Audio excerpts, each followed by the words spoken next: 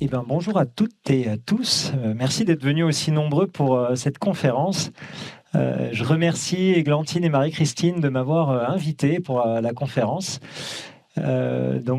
Effectivement, elles m'ont déjà présenté. Je vais peut-être rajouter quelques mots sur qui je suis. Donc, je suis neuropsychologue, actuellement maître de conférence en psychologie du développement. Et avant d'être maître de conférence, j'étais en cabinet et j'ai une pratique clinique. C'était cher à mon cœur de pouvoir rencontrer des personnes et de pouvoir comprendre leur mode de fonctionnement, notamment à travers le rôle d'un neuropsychologue. En grande partie aussi, c'est souvent de proposer des bilans psychologiques et on fait également des suivis, bien sûr. Mais ce qui m'a intéressé, ce qui me tenait à cœur, c'est de pouvoir faire ensuite un travail de thèse et une recherche qui soit portée sur une thématique et une problématique qui me tiennent à cœur. Et ce qui m'a tenu à cœur pendant ma thèse, c'était notamment, donc ça concernait l'intelligence dans sa globalité, mais c'est également les éléments émotionnels, affectifs qui peuvent venir biaiser, qui peuvent venir impacter l'utilisation de nos ressources cognitives. Et donc, je me suis intéressé à l'anxiété. Je me suis intéressé aux effets de l'anxiété chez des enfants, chez des adultes, sur les fonctions exécutives, c'est des fonctions cognitives de haut niveau, et qui permettent notamment en fait d'apprendre. Et je me suis demandé en quoi cette anxiété influençait les fonctions exécutives et pouvait empêcher les enfants, les adultes, les ados de pouvoir utiliser leurs ressources cognitives, notamment à l'école, à l'université. Je leur ai ensuite proposé, et c'est ce que je vais vous exposer ici à la fin de la conférence, des petits outils que j'ai utilisés, que j'ai développés, parce que je suis intervenu dans des collèges pour proposer des activités en lien avec la pleine conscience, la psychologie positive, dans l'objectif de diminuer l'anxiété des adolescents, des étudiants, et également dans l'objectif d'augmenter leur capacité à utiliser ces fameuses fonctions exécutives, donc fonctions qui permettent par exemple de planifier, de résoudre des problèmes, d'initier l'action, de flexibiliser aussi ces comportements. Je vais vous partager tout ça et je vais tenter aussi de déconstruire, je vais commencer là-dessus, de déconstruire des neuromythes. Des neuromythes, c'est des croyances qu'on a à propos du fonctionnement du cerveau et notamment autour de l'intelligence. C'est parti. Je vous propose de commencer par une petite série de questions. Le quotient intellectuel d'Einstein était de combien, d'après vous? C'est le moment juste pris. N'hésitez pas à dire des chiffres comme ça. Oui? 140, 150, ok. Qui dit mieux, qui dit moins? 160, j'entends. 170. 110, ok. Ok, ça marche. Première question, et donc je vais y répondre. Alors, la première échelle d'intelligence, elle est apparue en 1905 via les travaux de Binet-Simon, d'accord, donc deux chercheurs français. Et donc, je vous ai mis également juste en dessous l'époque à laquelle a vécu Einstein, d'accord, 1879 à 1955. Donc, première échelle d'intelligence, 1905. Le QI, la notion de QI a été proposée par Sternberg, Sternberg, c'est plus tard, par Stern en 1912. Et on a également les premières échelles, donc les échelles de Wechsler qui sont très utilisées actuellement, qui sont celles qu'on emploie très régulièrement dans notre exercice de psychologue, la WISC, la Weiss, qui sont apparues en 1949-1955. Et il y a des actualisations qui sont faites régulièrement. Donc, tout ça pour dire que finalement, en fait, Einstein n'a pas pu être testé avec des outils, d'accord, psychométriques. C'est en fait une estimation, d'accord. On a tenté d'estimer son QI. Alors, à savoir que normalement, le QI se situe à 100, D'accord, la moyenne est à 100. Et ensuite, on considère qu'un QI qui est supérieur à 130 est très supérieur à la moyenne. D'accord. Et pour vous donner une idée, alors après nous on a nos petites courbes et nos analyses statistiques qui nous permettent de situer en fait le score de la personne par rapport à son groupe d'âge, mais aussi par rapport à une population référence. Et 130, 160, ça concerne 2%, d'accord, de la population. Ok, je continue, je vous propose. Alors je regarde mes notes, je reviens parfois voir si je n'oublie rien, et c'est bon. Je vous propose de continuer avec ce petit extrait. Alors, on n'entend pas super bien, mais c'est pas grave. Je vais vous dire l'essentiel, d'accord. C'est dans le film qui est sorti récemment, The Amateur, qui est sympa, qui est divertissant, mais qui ne traite pas d'intelligence directement. Je vous fais voir ce petit passage.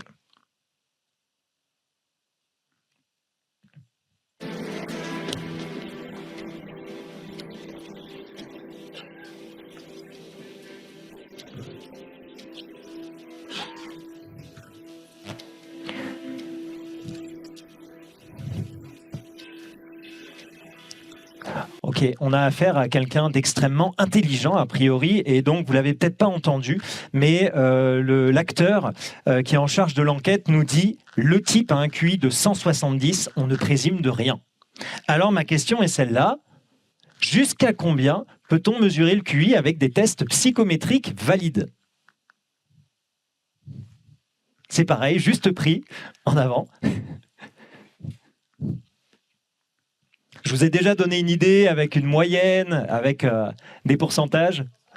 160, ok. Combien? 200.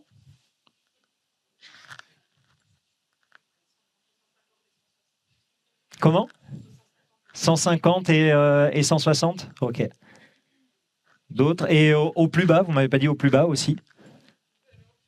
0, ouais, non, mais ça marche, pourquoi pas, hein, pourquoi pas, 0, ok.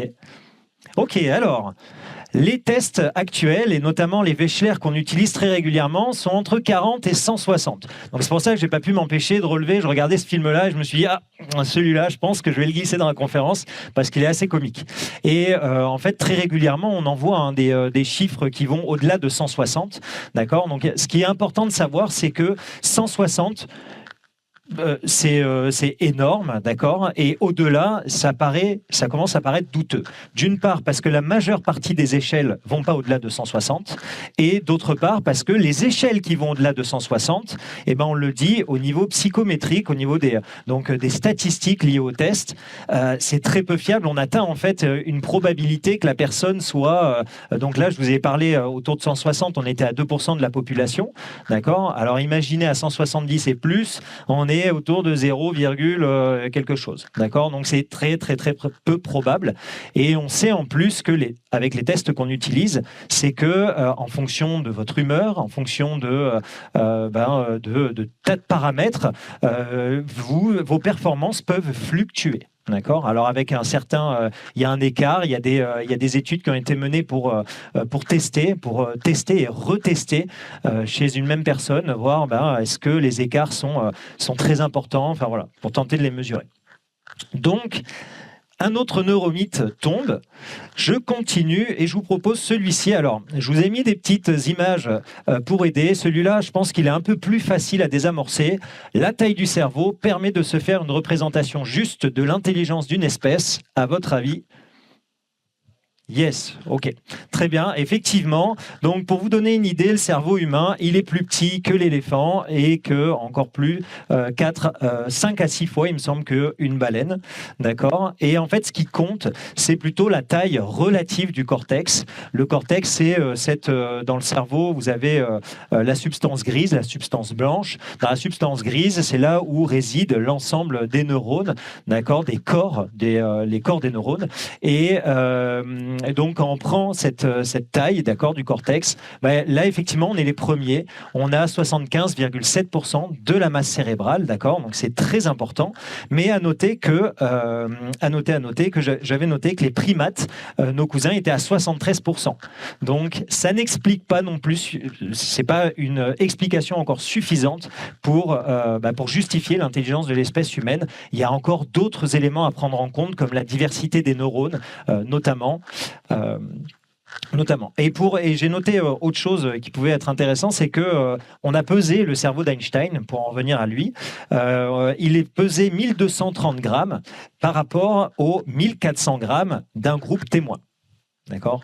Donc, malheureusement, on ne peut pas se fier à ces éléments-là. Je continue, je vous propose une autre petite vidéo cette fois. Je pars sur Lucie avec Luc Besson.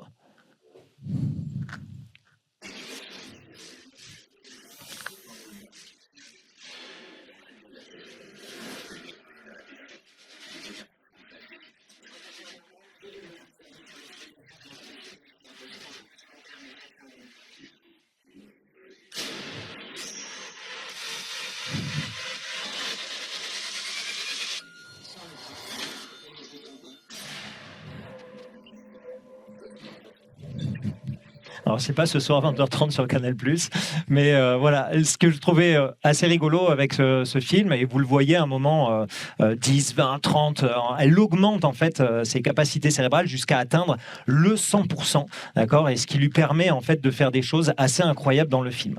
Et donc, c'est également un neuromythe, et du coup, je vous pose la question, à votre avis, combien de pourcentage de notre cerveau utilise-t-on ?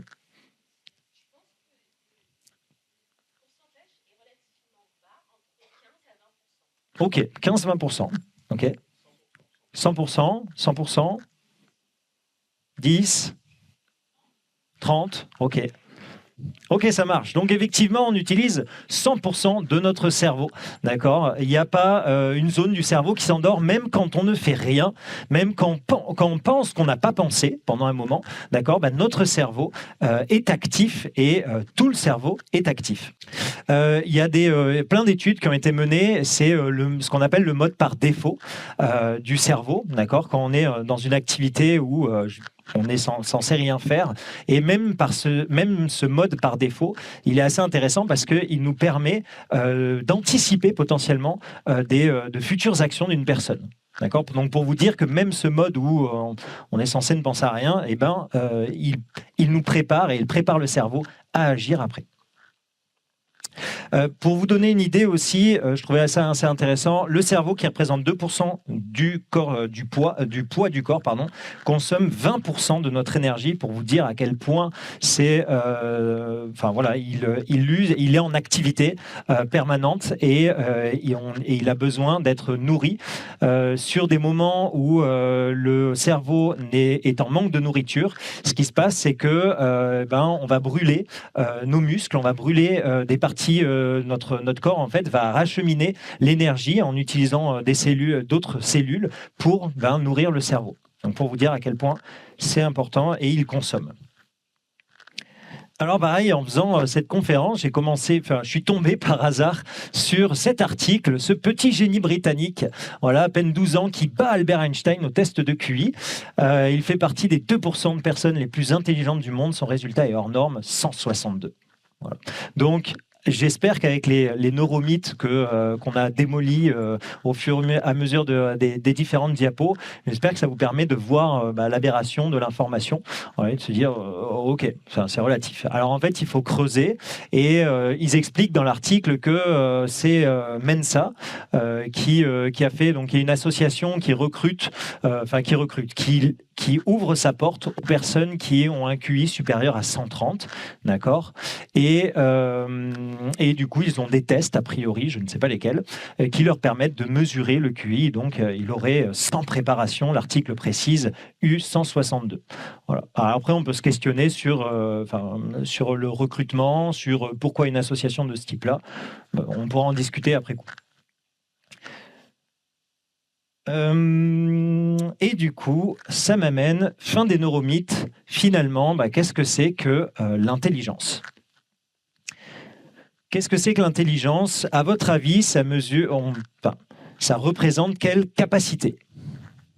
Oui, raisonnement, ok. Oui, d'accord. Capacité d'adaptation, mémorisation. Ah oui, eh ben, ça se rejoignait, je crois, c'est ça, hein. Se projeter dans le futur, orientation dans l'espace, ok, donc anticipation, orientation dans l'espace.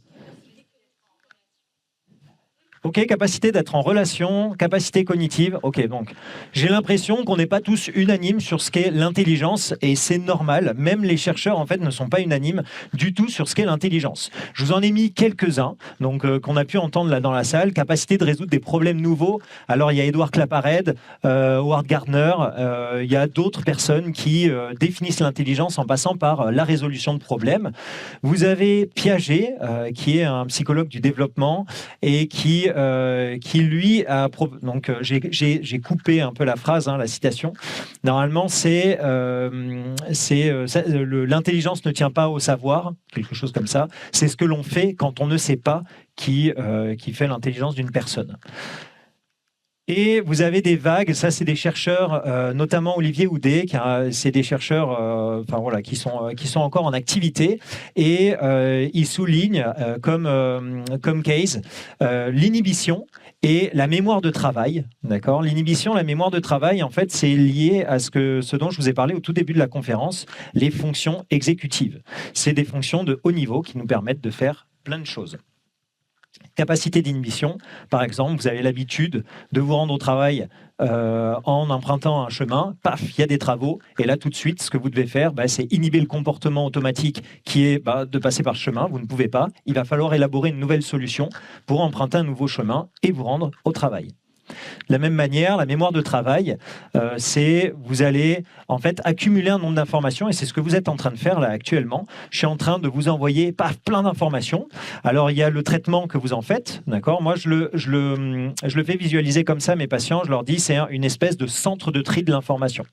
Et donc là vous venez accumuler dans ce centre de tri de l'information ces informations que je vous envoie, mais il y a également les informations que vous êtes en train de traiter, vous êtes en train de penser en disant ok, c'est pertinent ce qu'il dit, moi j'aime pas trop son approche, etc. Enfin bref, vous pouvez avoir plein de petites pensées qui viennent s'agréger, votre humeur, enfin voilà, plein d'éléments, des éléments qui viennent de l'extérieur et de l'intérieur, que vous êtes en train de manipuler pour ensuite traiter l'information et se dire ok, ça je garde, c'est pertinent, ça j'enlève, c'est pas intéressant, etc. Et donc forcément, on se doute que la mémoire de travail, pour résoudre un problème, ça peut être hyper utile. Nous, on proposait, alors quand je dis nous, c'est parce que je travaillais dans les cabinets Cogitos. Ce sont des cabinets qui ont été créés par Jeanne Siofachin, qui a notamment écrit Trop intelligent pour être heureux. Et avec les collègues de Cogitos, on se disait, tiens, enfin voilà, on pourrait proposer aussi cette définition. Donc, je vous la lis pour ceux qui sont au fond. Capacité à utiliser les ressources internes et externes, alors les 4 C, je vais m'expliquer, qui permettent d'apprendre, de comprendre, de créer, de s'adapter au monde. Donc, finalement, une définition qui est assez large. Les 4 C, c'est ma manière à moi de prendre en compte les multiples dimensions d'une personne. Et je l'explique aux collégiens d'ailleurs. Quand vous avez une personne en face de vous, il faut prendre en compte le C, le cœur, d'accord, les émotions, le C pour la cognition, donc ses pensées, le C pour, que je ne me trompe pas, le corps, et ensuite on a le C pour la communication. D'accord ? Donc les 4 C, donc sa capacité, enfin, la manière dont il va se mettre en relation avec son monde, avec le monde qui l'entoure et avec les autres. Ouais, je fais bien de regarder mes notes. Effectivement, donc je vous ai dit, c'est normal que votre définition, les mots que vous me proposez, ne concordent pas toujours. C'est que Sternberg, pour le coup, en 1986, avec Determan, ils vont rencontrer des experts de l'intelligence, 25 au total, et ils leur posent la question et leur demandent, alors pour vous, c'est quoi l'intelligence ? Donc, ils récupèrent l'ensemble de ce qu'ils proposent et leur conclusion, c'est qu'il y a 25 au total, 25 attributs de l'intelligence qui ont été relevés et aucun de ceux-ci n'est cité par tous les auteurs et le plus fréquent ne l'est que par la moitié de ceux-ci. Donc pour vous rendre compte que L'intelligence, ça ne fait pas consensus du tout. Donc, moi, ce qui me semble assez important et ce que je martèle un peu avec mes étudiants aussi, de garder en tête que tout ça, c'est un construit théorique. D'accord ? C'est en fait quelque chose qu'on a créé. D'accord ? À aucun moment, je ne peux ouvrir votre cerveau et dire à cet endroit-là, c'est la zone de l'intelligence. C'est pas possible, d'accord ? Et même si on espérait que le cerveau soit le seul moteur de l'intelligence, j'aurais tendance à vous dire, allez voir aussi ce que fait l'intestin. D'accord ? On parle souvent du deuxième cerveau. D'accord ? Il y a des neurones qui sont présents dans l'intestin. Il y a toute une activité et notamment de la production d'hormones qui vont venir réguler vos humeurs et influencer votre cerveau, votre pensée. Donc, gardez en tête que tout ça, c'est abstrait, c'est un construit, on en discute ensemble. Et en fait, l'idée aussi de réfléchir autour de ça, c'est ce que je vais vous emmener après. Finalement, comment on mesure et ensuite, qu'est-ce qu'on en fait, quoi. Je vous fais juste un petit... J'ai commencé. Je vais vous faire un petit historique de l'intelligence. D'accord ? J'ai commencé avec Binet au tout début. Je vous présente quelques grands modèles pour que vous puissiez comprendre comment l'intelligence s'est pensée à travers les différentes époques. Alors, même si les différentes époques, on est quand même relativement proche, on est à 1900. Hein. Et ensuite, comment on a modélisé tout ça jusqu'à arriver à l'intelligence émotionnelle. Alors, on part de modèles au début qui sont hiérarchiques. C'est-à-dire qu'on pense que l'intelligence, il y a ce qu'on appelle un facteur G, un facteur commun à toutes nos aptitudes. D'accord ? Et toutes ces aptitudes pourraient être représentées par ce facteur commun, le facteur G. Ce qui, pour nous, actuellement, on parle de QI total. D'accord ? C'est ce fameux indice qui nous permet de regrouper l'ensemble des capacités d'une personne sous un même chiffre. Ça, ce sont des modèles qu'on appelle hiérarchiques. Donc, c'est Spearman qui commence en fait à cette époque-là.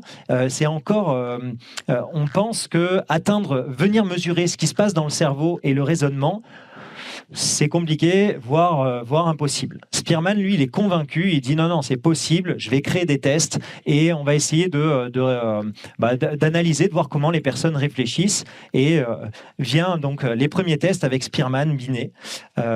Cattell, c'est un peu plus, c'est un peu après. C'est pas forcément, je vous ai pas mis, attention, hein, j'ai mis modèle hiérarchique 1904. C'est surtout Spearman, Binet, Vernon, Cattell, c'est un peu plus loin. Vous avez également d'autres chercheurs, notamment Thurston et Guilford, où ils disent non, il n'y a pas un facteur G qui regroupe l'ensemble des aptitudes.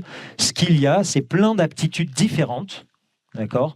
Et ces aptitudes sont indépendantes les unes des autres. D'accord ? Donc une autre manière de penser l'intelligence. Vient ensuite Gardner, qui en 1983 propose la théorie des intelligences multiples. Lui, il en décrit, alors j'ai plus le chiffre exact, je crois qu'il en décrit 9, mais à vérifier. Il en décrit 9, Gardner, et ce qu'il faut savoir, c'est que ça repose pas sur des bases scientifiques qui sont hyper solides. Il y va un peu à l'intuitif, Gardner, et il propose du coup plusieurs types d'intelligence, dont certains types d'intelligence qui sont intéressantes que je vais vous décrire. Donc, il y a verbo-linguistique, aptitude à penser avec les mots, à utiliser son langage, logico-mathématique, utiliser efficacement les nombres, percevoir des relations logiques. D'accord ? Jusque-là, ces facteurs-là, ces indices, on les mesure encore actuellement. Et lui, il va introduire des choses qui sont intéressantes et qui vont permettre de glisser vers l'intelligence émotionnelle. Il propose l'intelligence intrapersonnelle, donc notre capacité, la connaissance que l'on a sur soi. D'accord ? Le sentiment d'être vivant, l'expérience de ses émotions, la capacité à les différencier puis à les nommer. Et vous avez également l'interpersonnel. Cette fois, c'est repérer chez les autres, en particulier des différences d'humeur, d'émotion, de tempérament, de motivation, d'intention. Donc là, vous voyez que finalement, jusqu'à présent, on était sur un modèle qui était vraiment lié à la performance intellectuelle et du raisonnement. Et là, il vient basculer sur de nouveaux types d'intelligence en disant, mais utiliser ses émotions et les reconnaître chez les autres, c'est quelque chose d'important qu'on ne peut pas négliger. J'ai l'habitude également de demander, est-ce que ça va pour tout le monde? Je ne vais pas trop vite. Vous passez un bon moment? Ok, top. Ça me permet d'avoir un petit feedback et d'ajuster si besoin.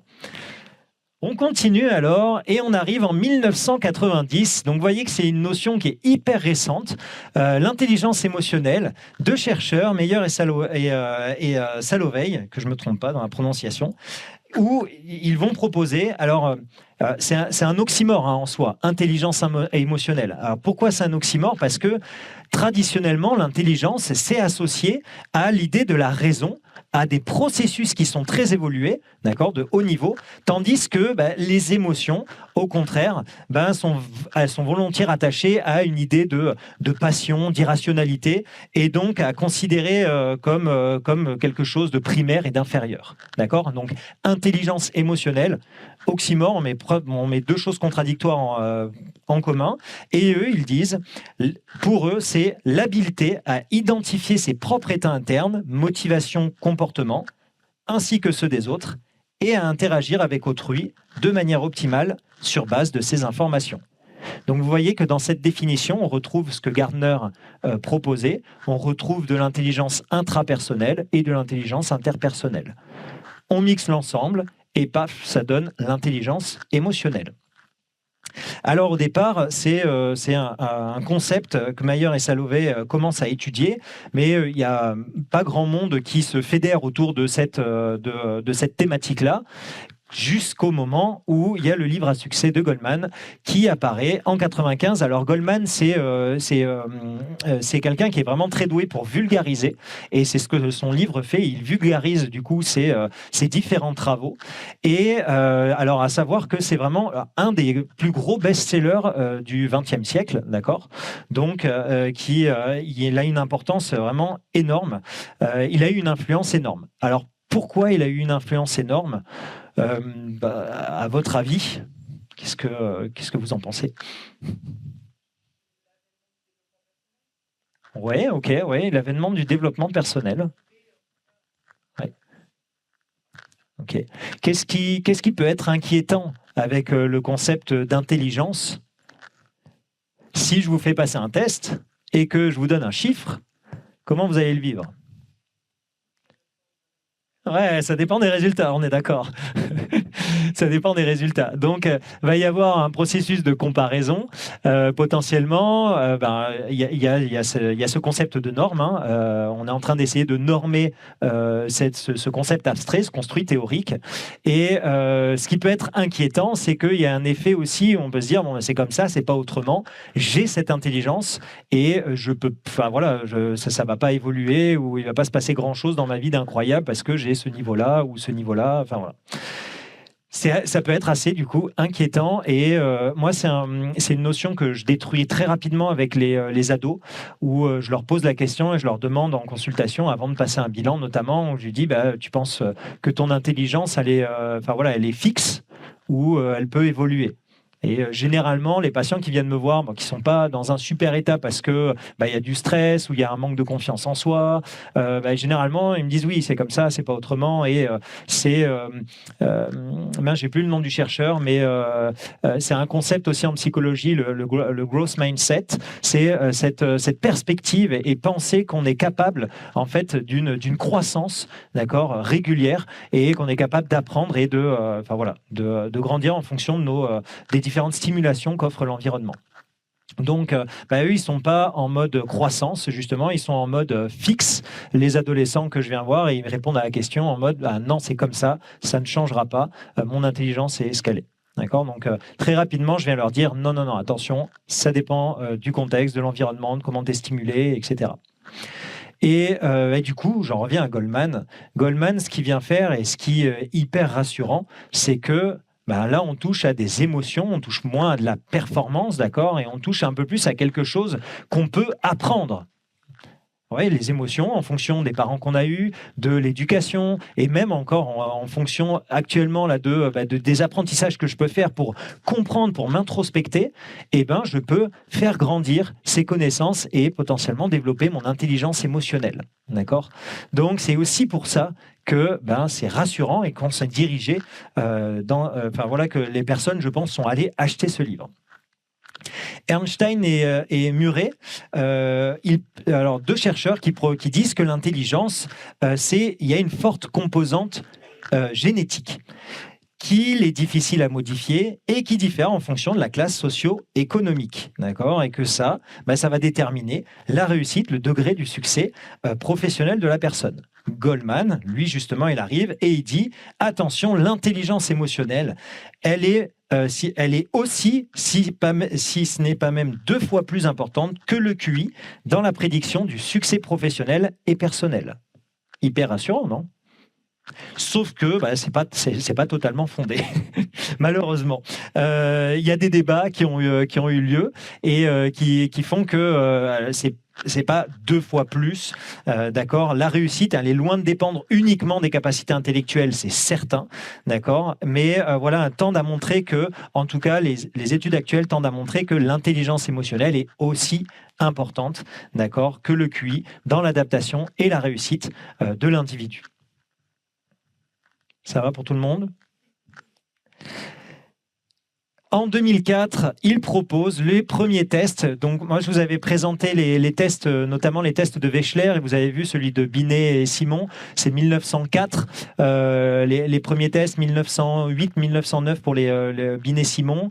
2004, vous avez les tests d'intelligence émotionnelle, donc quasiment 100 ans après, qui apparaissent. Et ma foi, c'est très bien. Je pense que je vais développer un peu plus après.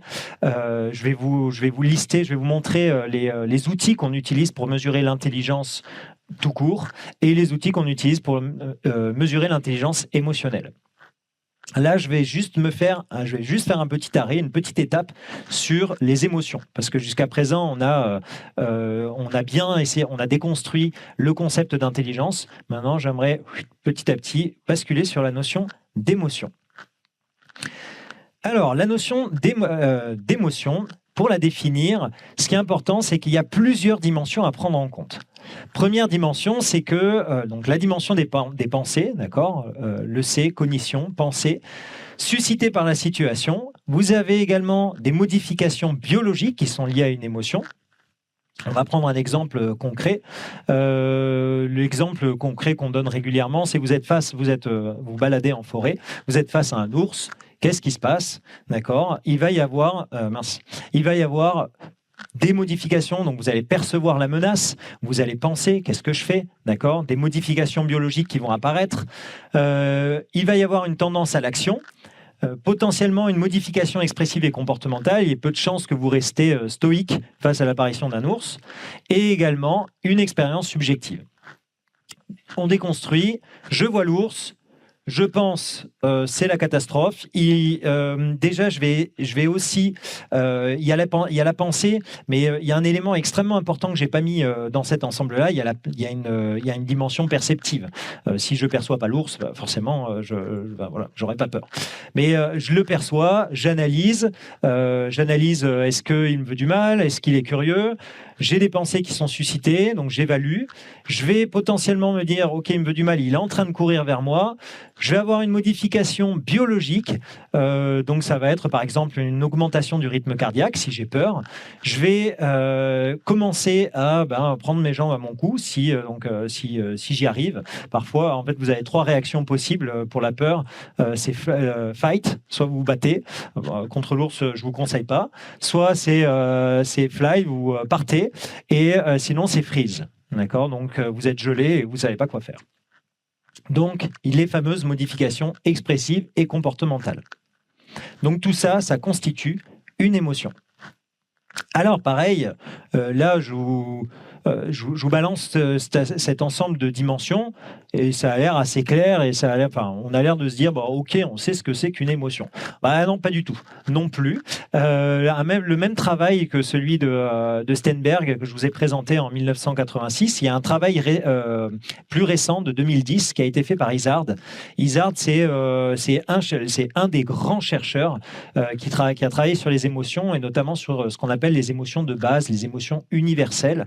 Je vais vous en reparler un peu après. Donc 2010, Izard, il arrive et il dit, pareil, je vais interroger l'ensemble des experts sur les émotions et je vais leur demander leur avis. Je vais leur poser 6 questions et puis ils vont rédiger donc un document pour répondre à ces questions. Il analyse l'ensemble et qu'est-ce qu'il découvre, à votre avis? Comment ? Yes, et effectivement, ils ne sont pas d'accord non plus. Ils sont pas d'accord non plus. Ils trouvent que globalement, alors, il y a des similarités dans les fonctions, les structures des émotions, d'accord, mais ces conclusions, elles vont vers l'absence d'une définition unitaire. Toutes les définitions données étaient multifacettes. C'est bien dommage. C'est bien dommage, et néanmoins, c'est assez intéressant parce que il le dit lui-même, c'est pas grave, on va quand même continuer à utiliser cette notion d'émotion, et notamment d'émotion de base, de catégoriser les émotions, joie, peur, colère, surprise, etc.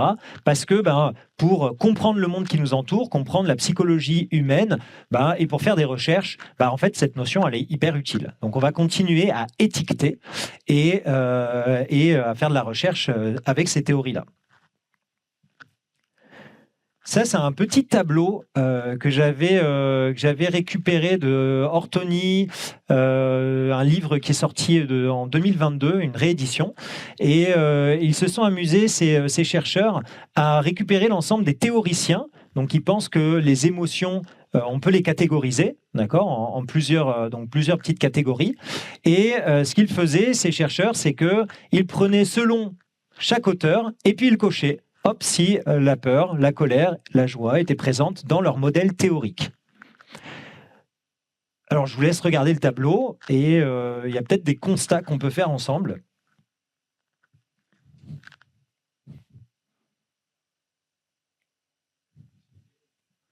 Pardon ? Alors, l'anxiété, il n'y a effectivement pas grand monde. L'anxiété, en fait, c'est moi qui l'avais rajouté dans le tableau. Comme je travaillais en fait sur l'anxiété à l'époque, je m'étais demandé est-ce que l'anxiété est une émotion ou pas. Et j'avais créé cette colonne pour voir effectivement si...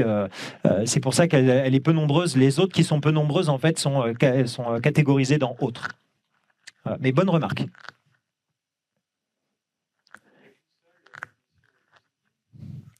Oui, effectivement. Donc, une qui est plutôt bien représentée. Alors, même si surprise, on pourrait potentiellement se dire, on pourrait se poser la question, est-ce que c'est positif, négatif ? Je l'entends bien. Mais oui, en tout cas, les émotions négatives sont surreprésentées, c'est clair. Et notamment vous avez la peur. La peur est quasiment dans tous les modèles, sauf celui de Fridja, mais quasiment dans tous les modèles, alors que les autres, il y a des trous un peu partout dans le gruyère, quoi. Alors, il y a une explication à ça. C'est que l'origine, le terme émotion, quand il est apparu, en fait, c'était aux alentours du XVe siècle. On considérait ces émotions, c'est émovere, c'est un mouvement qui vient du dehors, d'accord. Et l'idée, c'était que c'était quelque chose de profondément désagréable, l'émotion. C'était utilisé pour qualifier au niveau des politiques une situation qui était très perturbée. D'accord. Donc, quand le peuple en fait se soulevait et venait déranger la stabilité du pays, par exemple, là, on pouvait qualifier cette situation avec le terme émotion. D'accord. Et en fait, petit à petit, les psychologues, et notamment William James, en 1890 à peu près, dans son livre dont j'ai plus le titre, mais principe de psychologie, je crois. C'est pas grave. Mais en tout cas, William James, en 1890, il consacre un chapitre sur la partie émotion et on comprend à travers les différentes époques et l'évolution du mot émotion qu'on s'est accaparé ce terme-là comme d'un élément qui est négatif, d'accord. Et là, si je vous pose la question, je suis sûr que je vais avoir une réponse unanime. Qui pense que les émotions sont utiles ? Ouais, on est d'accord. Sauf que à une époque, à l'époque de William James, la réponse n'aurait pas été unanime du tout. D'accord. On se serait posé la question de toutes les. Ok, peut-être qu'elles seraient utiles, mais toutes. La joie, vraiment, je sais pas. Enfin voilà, ils auraient pu se poser des questions. Alors, que j'oublie rien. Ouais. Je vais juste glisser cette notion en plus, c'est que là, je vous présente des théoriciens qui partent du principe qu'on peut catégoriser les émotions. Et il y a d'autres théoriciens qui ne sont pas du tout d'accord avec eux et qui disent non, non, non, ça ne marche pas comme ça. En fait, la colère, par exemple, oui, il y a peut-être un prototype, il y a un prototype de colère qui existe, mais en fait, individuellement, en fonction de la culture, du contexte, il va y avoir des variations qui font que ça va être une colère très spécifique. D'accord ? Donc, c'est des théoriciens qui, eux, se disent catégorisation, pas possible. On va plutôt réfléchir en termes de dimension. D'accord ? Petit aparté sur les émotions négatives et positives, pour expliquer aussi ce tableau, le tableau que je vous ai présenté, où vous l'avez bien fait remarquer, il y avait énormément d'émotions négatives représentées. Il y a les travaux de Fredrickson qui sont hyper intéressants. Dans les années 80, ouais, c'est ça, années 80-90, Barbara Fredrickson, elle s'interroge et elle se dit, tiens, c'est marrant, j'ai l'impression que les émotions négatives, on les a beaucoup étudiées et on a très peu étudié les émotions positives. Pourquoi ? Alors, elle pose l'hypothèse en 2013 dans un chapitre de livre. Elle pose l'hypothèse, elle dit, je pense qu'à une époque, on étudiait plus les émotions négatives parce que ça fait plus sérieux, quoi. Parce que dire à des chercheurs, on est à une époque où la psychologie a besoin de faire de montrer aux autres sciences que c'est une science qui est crédible, d'accord. Les émotions négatives, c'est beaucoup plus sérieux de s'intéresser à la peur, à la colère, à la dépression, à l'anxiété, que aux émotions positives comme la gratitude ou la joie. D'accord ? Donc c'est une hypothèse de Fredrickson. Elle dit voilà, je pense que potentiellement, voilà pourquoi on n'aurait pas étudié les émotions positives. Et ce qui est intéressant aussi, c'est que donc elle développe tout un vocabulaire et elle enrichit le vocabulaire autour de la joie et de différentes émotions positives. Et elle propose même une explication à la fonctionnalité des émotions positives. Parce que, pareil, jusqu'à présent, si je vous dis la peur, d'un point de vue évolutif pour l'espèce humaine, ça sert à quoi ? Survivre. Réponse unanime. Mais les émotions positives, ça sert à quoi ? À vivre.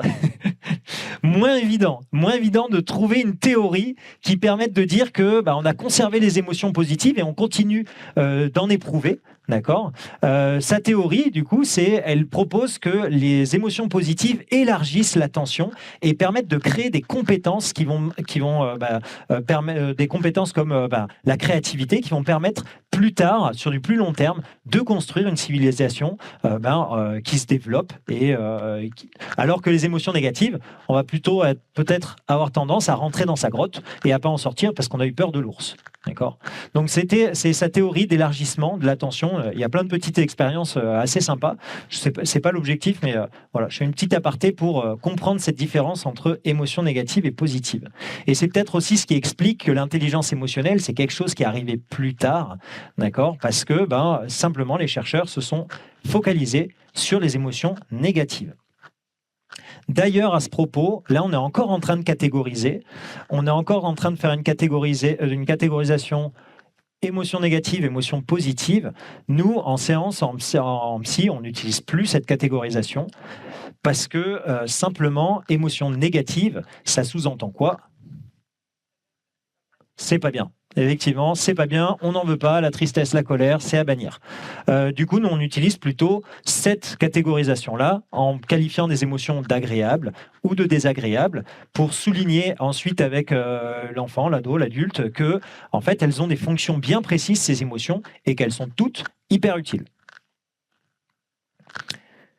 Les conséquences des émotions, les fonctions, c'est que on peut facilement détecter une menace, on peut préparer l'organisme à faire face, on peut guider, elles peuvent nous guider dans nos interactions sociales, elles peuvent améliorer la mémoire et elles peuvent également orienter notre prise de décision. Donc, elles ne sont vraiment pas inutiles. J'ai terminé, je vous ai présenté, on a démoli le concept d'intelligence, on a essayé de redéfinir de manière plus large, on s'est intéressé au concept d'émotion, d'un point de vue historique aussi, et maintenant je reviens sur la notion d'intelligence. Pourquoi mesurer l'intelligence? Et c'est ça, moi, qui m'intéresse le plus, généralement, et ça va être... Généralement, quand je vois des patients qui viennent me voir pour avoir un bilan neuropsychologique, on va mesurer leur intelligence. Et moi, mon rôle, c'est de leur faire comprendre que... c'est avant tout de leur faire comprendre quoi que ce soit, c'est déjà leur poser la question, mais pourquoi vous voulez faire ça? D'accord? Moi, je sais ce que je peux faire avec mes outils, mais eux, et ils ont des représentations particulières autour de l'intelligence, et le travail, c'est aussi de se dire, ok, qu'est-ce qu'on va faire avec le bilan, qu'est-ce qu'on ne va pas faire? Pourquoi mesurer l'intelligence? Pour avoir un QI total? Ouais, qu'est-ce qu'on en fait? Alors, ça, c'est quand je forme mes masters sur la passation d'un bilan, je leur dis bien, je leur pose la question, à votre avis, quels sont les avantages à calculer le QI total? Et quels sont les inconvénients? Ouais, se classer par rapport aux autres. Alors, tu le mets en inconvénient ou en avantage?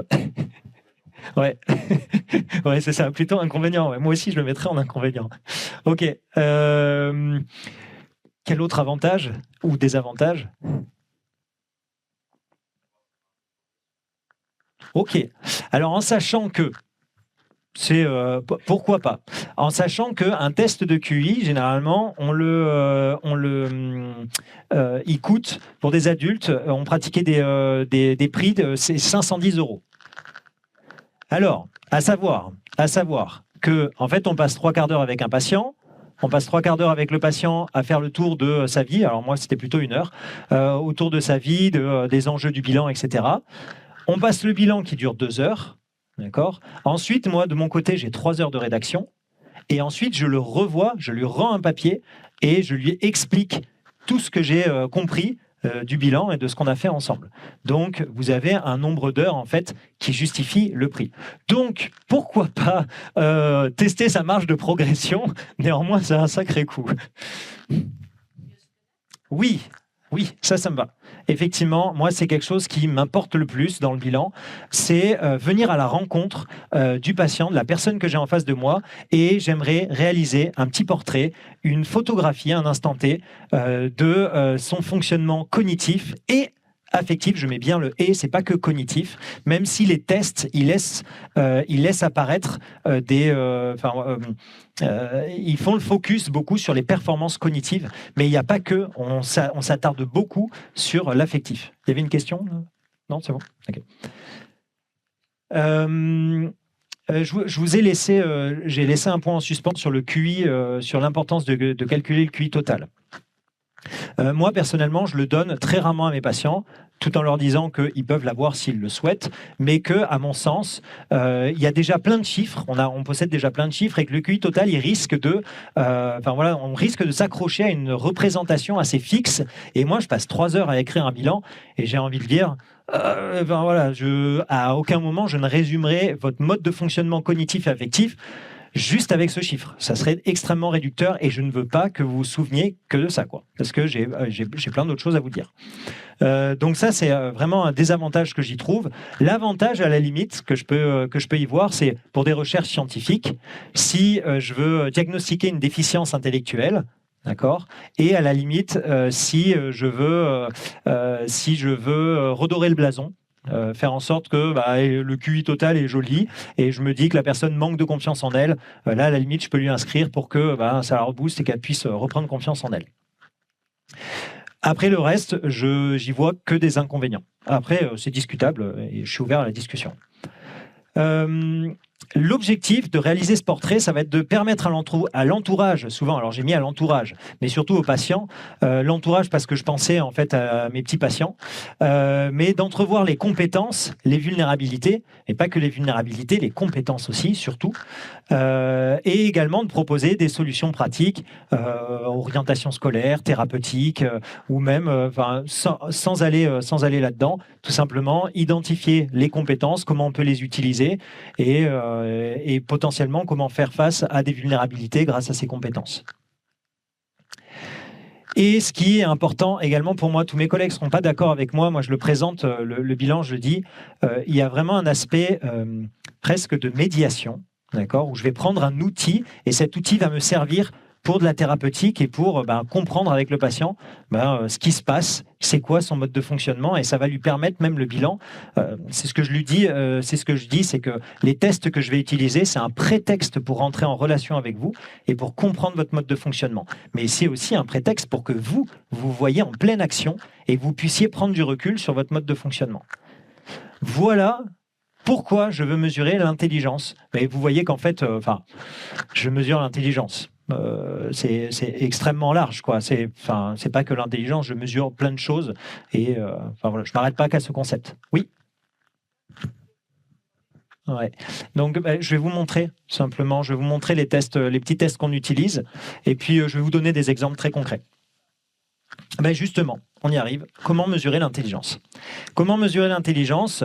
Je vais vous poser des questions très simples. Alors ça, c'est les tests qu'on utilise. Alors moi, je les ai dérivés parce que je ne vais pas vous montrer les tests si vous voulez en passer un jour. Mais c'est des équivalences. En quoi une chaise et une table se ressemblent-elles ? Ouais, ok, 4 pieds, du mobilier, etc. Ça marche. Et je commence. En fait, il y a une progression. Hein. Je commence par des items très concrets, et puis petit à petit, je vais vers des éléments de plus en plus abstraits.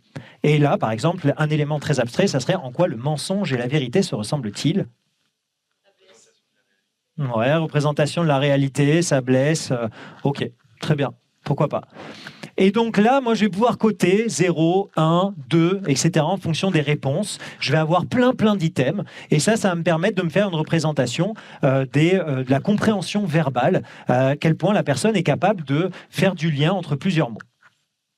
Super, j'obtiens un chiffre à partir de ça. Mais pareil, moi, j'en fais toujours rien. Ça m'arrive parfois de recevoir des bilans de collègues où ils mettent le chiffre et ils me disent, voilà, il a été performant dans cette épreuve. Ça ne m'apprend rien du tout sur le mode de fonctionnement de la personne.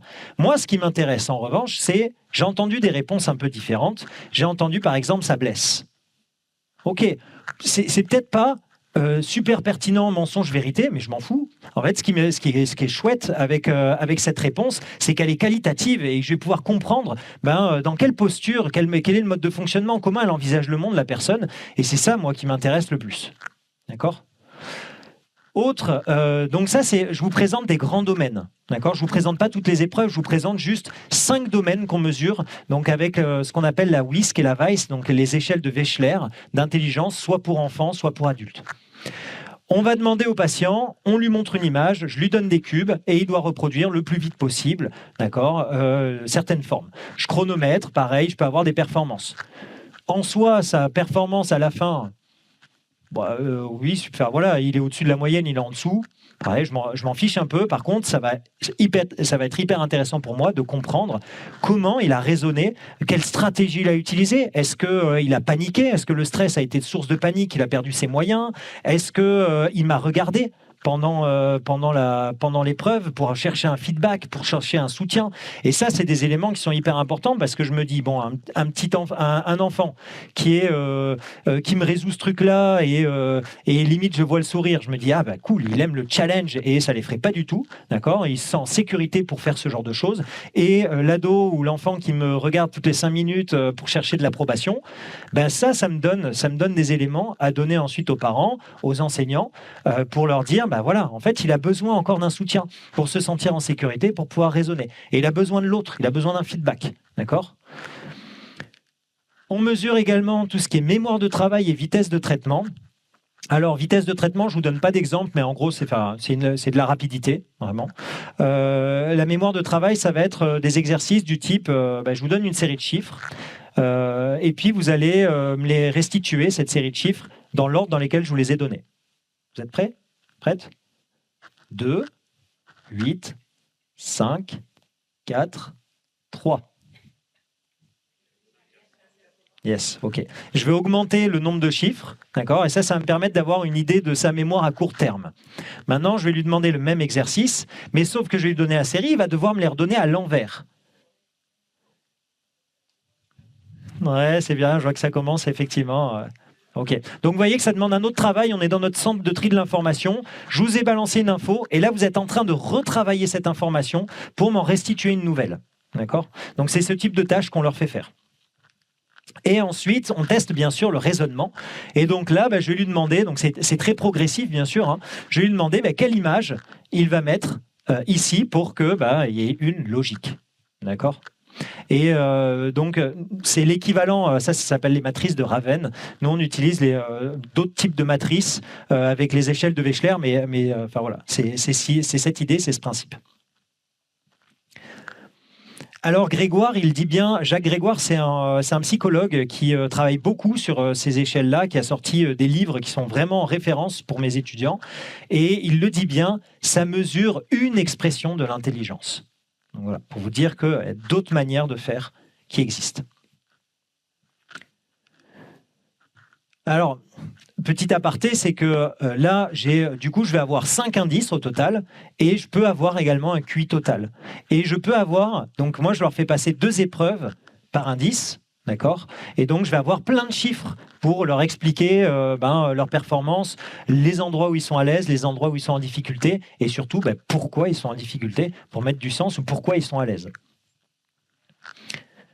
Ici, on bascule sur les compétences émotionnelles. Là, je me suis appuyé sur, je crois que c'est une publication de 2016. Oui, c'est ça. C'est une publication de 2016 qui a recensé un peu tous les outils qui se font.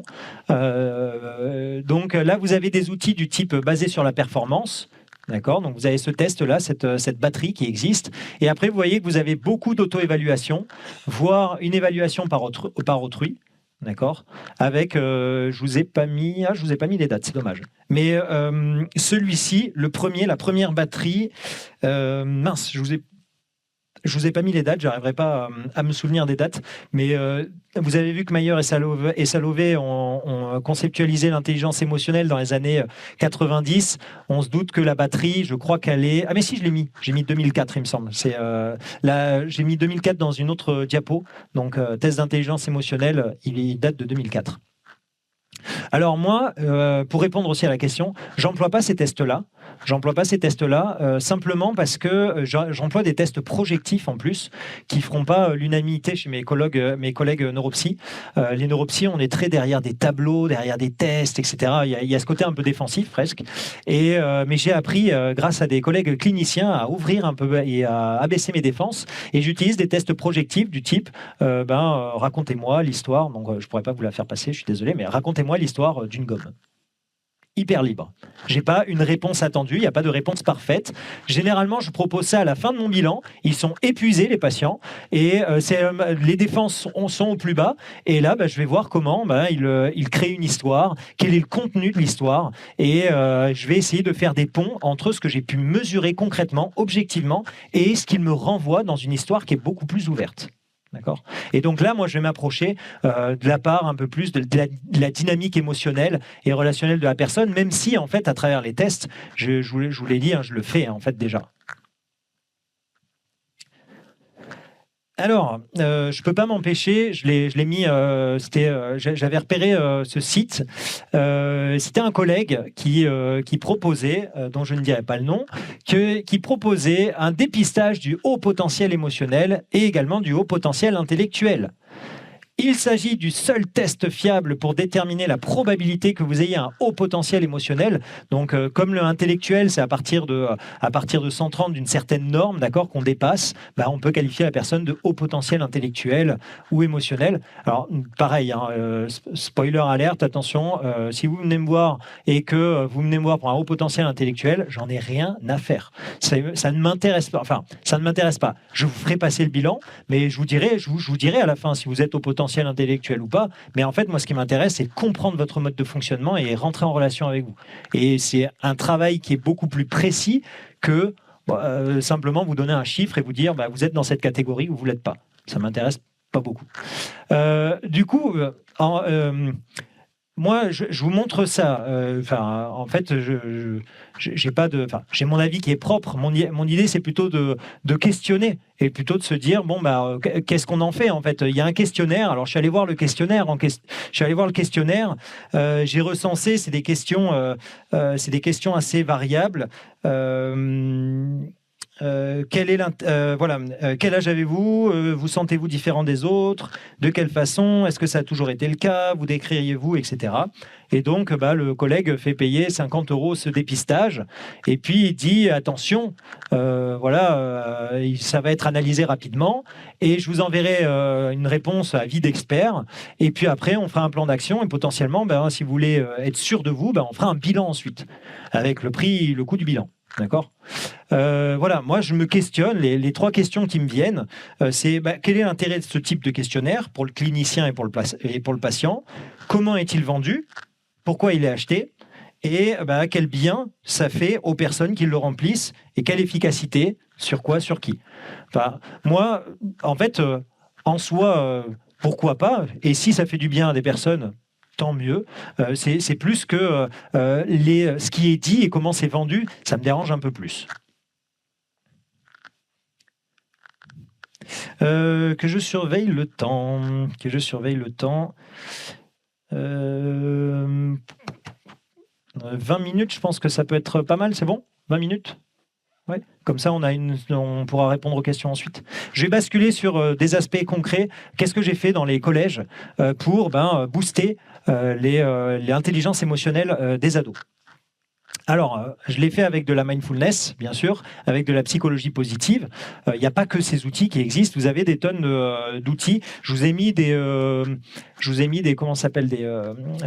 ressources bibliographiques à la fin de la présentation. J'en ai amené un, améliorer ses compétences émotionnelles. Il y a Rebecca Shankland, qui était ma directrice de thèse et maintenant qui est une collègue, puisqu'on travaille dans le même labo. Et et des personnes avec qui j'ai travaillé qui sont très chouettes. Mais globalement, je vais vous présenter les principaux axes sur lesquels on travaille avec les patients et les petits exercices qui sont proposés. L'intelligence émotionnelle, alors c'est l'équivalent de compétences émotionnelles. Il y a des débats, je ne rentre pas sur le sujet, c'est un construit théorique sur lesquels on discute. Ce qui est intéressant en tout cas, c'est qu'on identifie 5 aspects. D'accord, l'identification, la compréhension, l'expression, la régulation et l'utilisation des émotions. Alors, bien sûr, ces émotions et celles des autres. Alors, qu'est-ce que j'ai fait avec les collégiens? Donc, on avait des séances, c'était 8 séances, on avait au total ensemble. C'était des séances d'1 heure. Alors, c'est maigre, mais en fait, c'est pas évident de faire de la recherche comme ça avec, sur des longues. En fait, il faut faire en fonction du terrain, donc sur des longues plages horaires avec les collégiens, c'est pas évident, ni avec les lycéens. C'est les profs qui sont volontaires, qui généralement le prennent sur des heures de service.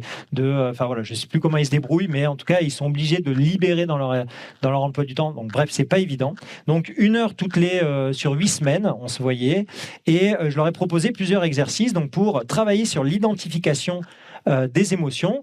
Ce qu'on a fait, c'est que simplement, j'ai proposé plusieurs mots et je leur ai demandé de me classer ces mots si c'est faible intensité, moyenne intensité, forte intensité. D'accord. Donc l'idée en fait c'est qu'ils acquièrent du vocabulaire pour pouvoir décrypter. En fait, si on n'arrive pas à identifier correctement ces émotions, bon courage pour aller les réguler. D'accord. Donc on commence par travailler l'identification. Ce que je leur ai proposé aussi, je leur ai fait un petit temps de parole et moi je travaillais sur le stress et je leur avais dessiné un petit bonhomme sur le tableau et je leur avais dit vous quand vous ressentez le stress, qu'est-ce qui se passe?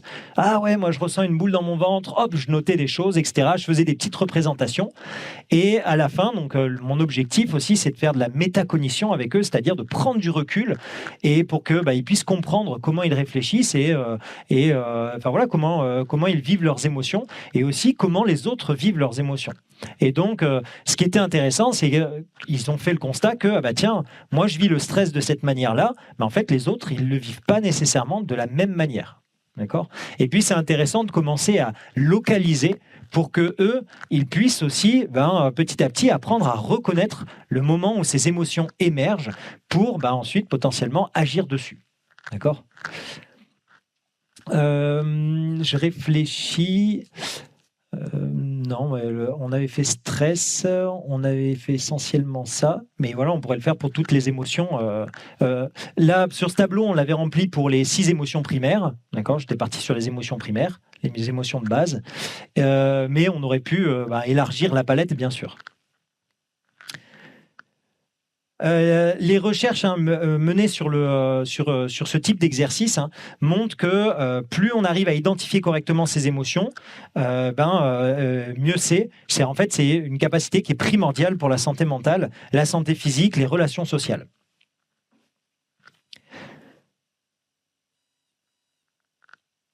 Je regardais mes notes et effectivement, vous allez me dire pourquoi la mindfulness. Pourquoi la mindfulness? La mindfulness, c'est ce qu'on appelle la méditation de pleine conscience. Alors, quand on fait méditation de pleine conscience, on a plein de stéréotypes qui s'activent. Le principe de base de la mindfulness, c'est être capable de porter son attention sur ce qu'on vit tout de suite, maintenant, dans l'instant présent. Point barre.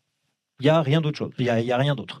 Et puis, on va en fait devenir des experts petit à petit à force de faire ce type d'exercice pour identifier ce qui s'y passe, identifier des pensées et s'encourager à prendre du recul sur ces pensées qui viennent, des pensées qui souvent viennent étiqueter très rapidement notre expérience. Et l'idée, c'est d'essayer de prendre du recul et de considérer ça comme quelque chose qui va passer. D'accord ? Je vous donne grossièrement ces éléments-là. Mais pourquoi et pourquoi, du coup, et quelle est l'utilité de ce genre de pratique? Encore une fois, c'est de bosser sur l'identification des émotions. Si je suis conscient de ce qui se passe à l'intérieur de mon propre corps, je suis conscient des choses que je vais ressentir et du coup, je vais pouvoir commencer à élaborer des stratégies pour agir, pour augmenter une émotion, la réguler, si je veux augmenter de la joie ou si je veux abaisser des émotions négatives. Si une dimension manque, pareil, on devrait pouvoir s'appuyer sur les autres dimensions pour identifier l'émotion qui est en cours. Par exemple, si on supprime l'expérience subjective, normalement, il y a d'autres indicateurs qui peuvent nous permettre d'identifier les émotions. Donc, avec les collégiens, moi, j'ai commencé par les 4C, par leur présenter la cognition, le cœur, donc émotion, pensée, les relations avec les autres et leur corps. Et l'idée, c'était aussi d'ouvrir la palette pour qu'ils comprennent que c'est pas simplement avec des mots, c'est pas simplement avec des pensées, c'est aussi avec le ressenti, c'est aussi avec l'appui des autres qu'on peut comprendre ce qui se passe à l'intérieur de soi. Je bascule sur la compréhension. Non, je suis revenu en arrière. Hop. Là, on a rempli encore d'autres tableaux avec eux et on a essayé d'identifier les sensations, les besoins immédiats, les besoins profonds et l'objectif. Et à chaque fois, bien sûr, je ne leur donnais pas le tableau, j'essayais de le compléter avec eux pour qu'il y ait une réflexion et pour qu'ils puissent aussi échanger entre eux. Donc là, on bossait sur la compréhension des émotions et dans le programme que je leur ai proposé, il y avait aussi des petites histoires où je racontais, alors je me souviens, celle-là, elle leur avait bien plu. Ils font une fête, leurs parents sont partis et ils font une fête à la maison, il y a plein d'amis et là, il y a leur grand-mère qui vient sonner à la porte.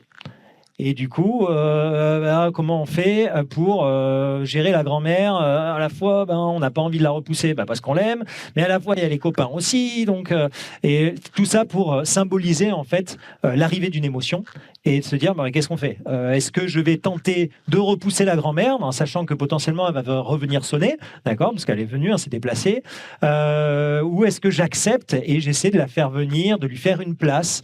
Donc, tout ça pour travailler aussi sur l'acceptation des émotions qu'on est en train de vivre. Et quand je parle d'acceptation, c'est pas résignation. On se résigne pas à laisser rentrer la grand-mère, parce que sinon ça va être contre-productif, ça va pas être bon. On va passer une mauvaise soirée. Je vais être avec les copains et tout, mais à chaque fois, je verrai la grand-mère dans un coin, je me dis ça elle est là, elle, etc. Donc là, on est plus sur un mode résignation.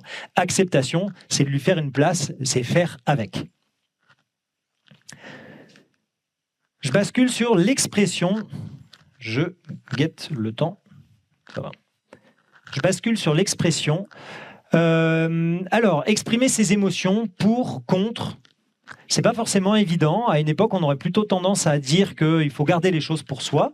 Maintenant, on est plutôt dans une mouvance pour dire il faut exprimer les émotions. Alors moi, souvent, je le symbolise avec une cocotte minute. Et je le dis aux petits patients que j'ai en face de moi. Je leur dis, tu vas me noter tout ce qu'il y a dans cette cocotte, d'accord ? Toutes les émotions, toutes les pensées, les choses que tu ressens. Et souvent, parfois, très, très régulièrement, on met en fait un couvercle dessus parce qu'on a envie que ça reste bien enfoui, on n'a pas forcément envie de le partager aux autres. Et l'effet cocotte minute, c'est que au bout d'un moment, à force d'entasser, ça finit par déborder. Et c'est notamment, vous devez le voir si vous avez des enfants à la maison en fin de journée, des petits-enfants vers même jusqu'à 7, 7 ans, quelque chose comme ça. Vous avez à la fin d'une journée de crèche, d'école, vous avez des décharges émotionnelles.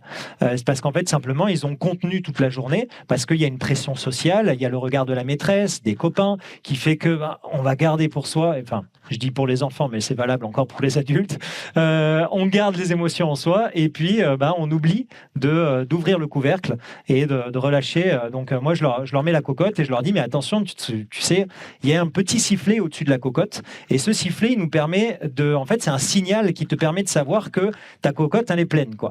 Donc, ce sifflet, ça peut être tes sensations, des pensées, etc. Enfin, voilà. Et après, on s'entraîne à essayer de déterminer ce qui se passe en eux. Et puis, on met en place des solutions pour ouvrir la cocotte.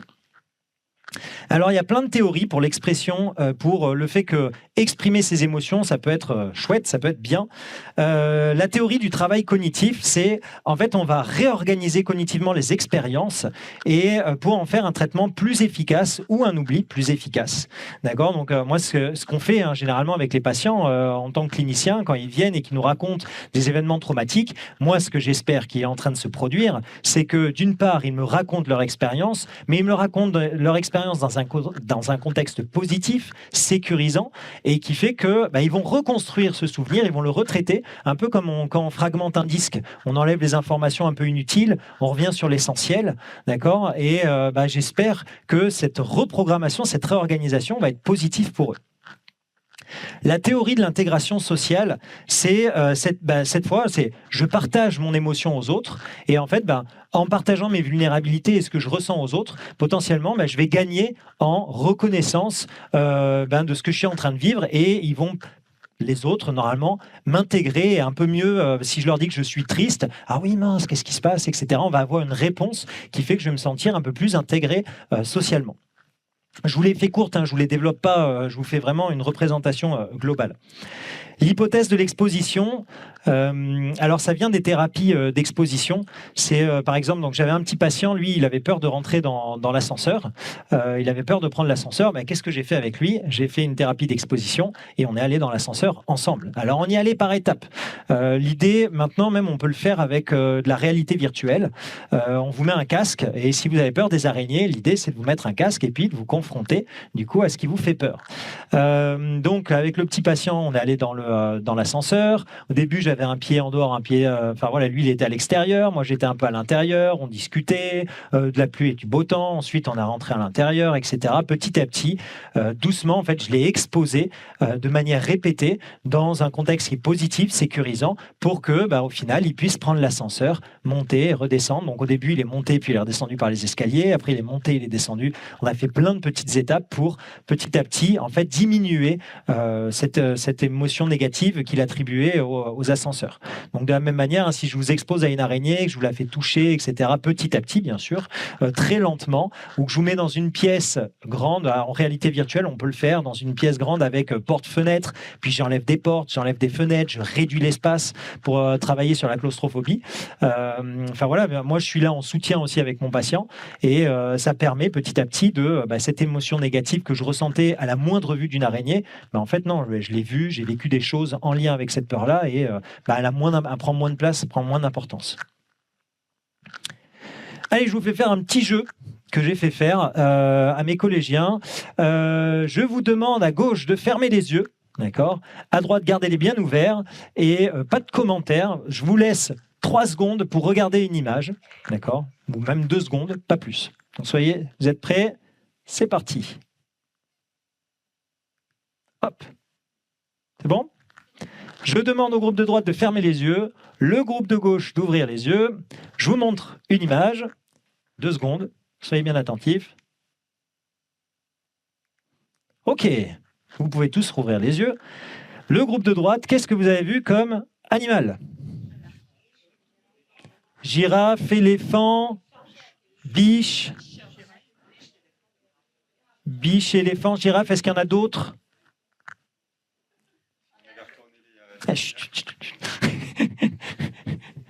Ok, à gauche, vous avez vu quoi ? Un phoque, une otarie, cygne, une oie, pingouin, oie. Ah, déjà, ça me plaît un peu plus les réponses et c'est ce que j'ai obtenu avec les collégiens. C'est que déjà, j'avais des réponses beaucoup plus variées. Là, dans ce groupe, vous êtes vite normalisés, vous avez entendu les 3 mots, ils avaient l'air d'avoir juste, je ne vais pas prononcer d'autres mots ou donner mon idée. Je pense que néanmoins, dans le groupe, il y avait d'autres personnes qui avaient mis une étiquette différente à l'animal qu'il avait perçu. Mais ok, donc très bien. Vous avez vu, a priori, des animaux qui sont différents. En fait, ce que j'ai fait, c'est que je vous ai montré soit le haut de l'image, soit le bas de l'image. D'accord ? Et donc là, pareil avec les collégiens. Avec les collégiens, je leur demande et je leur dis, bon, ok, qu'est-ce qu'on conclut de cette expérience ? Ça dépend du point de vue. Exact, ça dépend du point de vue. Ça dépend du point de vue et déjà, même sur une image similaire, c'est ce que j'ai apprécié avec ce groupe, c'est sur l'image similaire, il y avait déjà plein d'étiquettes différentes. Vous m'aviez dit une oie, un cygne, une otarie, un phoque. Déjà au sein d'un même groupe, avec une même image, on perçoit des choses différentes. Oui, effectivement, on catégorise à partir d'indices. Tout à fait. Et ce qui est intéressant, et après je leur dis, mais en fait, vous avez vu, c'est la même chose que les 2 groupes ont vu. Et pourtant, vous n'avez pas constaté, vous n'êtes pas partis sur les mêmes conclusions. Et donc ça me permet aussi de petit à petit les amener à la gestion de conflits et à se dire, avant de s'emballer, et de partir au niveau émotionnel sur de la colère, mais il ne me comprend pas, etc. En fait, il faut déjà réussir à décrypter la situation et à exposer clairement ce qu'on a vu, ou ce qu'on a ressenti, ou ce qu'on a pensé dans une situation. Et une fois que les 2 partenaires sont capables de faire ça, là, on peut discuter de manière raisonnée et constructive. Donc, on faisait ce genre de petits jeux. Et vous voyez le lien avec ce que je vous ai présenté autour de la mindfulness. C'est hyper important. D'avoir ces indicateurs et cette capacité aussi à ne pas être dans la réactivité et être capable de se dire, ok, là je risque de rentrer dans un processus automatique, je sens la colère qui monte, j'ai envie qu'est-ce que je choisis de faire ? En pleine conscience, en fait, on s'entraîne à ça, c'est de se dire, ok, je ressens tout ça, qu'est-ce que je veux en faire ? Dans les compétences émotionnelles, vous avez également la régulation des émotions. Alors, on peut réguler plein de choses. On peut réguler en fonction du type de l'émotion, de son intensité, de sa durée. Globalement, on peut les réguler avant, après. Alors moi, c'était une thématique sur laquelle je bossais aussi pendant ma thèse, la régulation des émotions. Comment on fait? Quelle stratégie on met en place pour réguler comme il faut ses émotions? Et ce qui était assez intéressant avec les ados, donc j'aurais fait passer des questionnaires. Moi, j'étais axé sur les croyances. Quelle stratégie je dois utiliser quand je vis une émotion désagréable? Et en fait, il y a des stratégies qui sont qualifiées d'adaptées et des stratégies qui sont qualifiées d'inadaptées. Les stratégies adaptées, c'est du type je réévalue la situation. Les stratégies inadaptées, c'est du type je dramatise. Où je me blâme, où je blâme les autres, où il y a dramatisation, blâmer les autres, se blâmer soi, et il m'en manque un. Non, c'est pas grave, il me reviendra. En tout cas, ce qui était intéressant, c'est que les stratégies n'étaient pas utilisées de la même manière par les adolescents, et notamment entre filles et garçons. Les filles utilisaient plus se blâmer sur soi, si je ne me trompe pas, et les garçons étaient plus sur blâmer les autres. Voilà. Je suis désolé, ça ne joue pas en notre faveur. En tout cas, la régulation des émotions, alors ce que je disais à mes élèves cet après-midi, c'est ce qu'on appelle un facteur transdiagnostique, c'est-à-dire que si ça ne fonctionne pas, et ben en fait, ce dysfonctionnement-là, il se retrouve dans plein de maladies mentales différentes. Borderline, schizophrénie, troubles du spectre autistique, j'en passe, dépression, anxiété, etc. D'accord. La régulation des émotions, elle est transdiagnostique, c'est pour vous dire à quel point elle est hyper importante. Donc forcément, si on n'arrive pas à réguler les émotions, les relations sociales, c'est compliqué. La réussite à l'école et le lien avec les troubles psychologiques. Donc l'idée aussi à travers la régulation des émotions, c'est de les emmener petit à petit à comprendre comment ils régulent eux leurs émotions pour ensuite leur proposer aussi des stratégies qui sont plus adaptées. Donc là, pareil, avec la mindfulness, je vous ai parlé, une stratégie qui est adaptée, c'est l'acceptation. L'acceptation, l'idée aussi, c'est de faire de la place, comme pour cette grand-mère, c'est de faire de la place à ses émotions pour pouvoir faire avec, composer avec, plutôt que d'entasser dans la cocotte minute et ne pas permettre leur expression.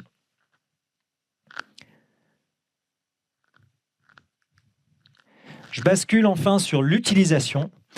L'idée, c'est d'utiliser en fait d'utiliser les émotions comme d'un catalyseur pour faire des activités précises.